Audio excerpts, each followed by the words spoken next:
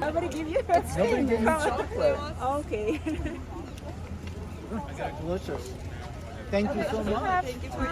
Nice to meet you. Nice to meet you. Thanks for sharing. Good job. Nice. Thank you. There's something that you My favorite.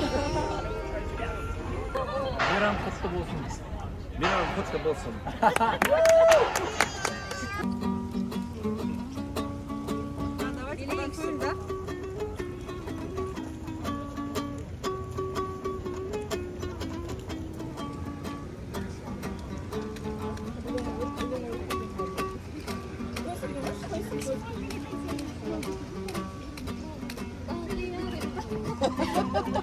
And one thing is like the fact that I that one of it see. divides From that and time then we have you know, only remember two what strings. the conversation we had 5 minutes ago was pretty I long. see. Stam!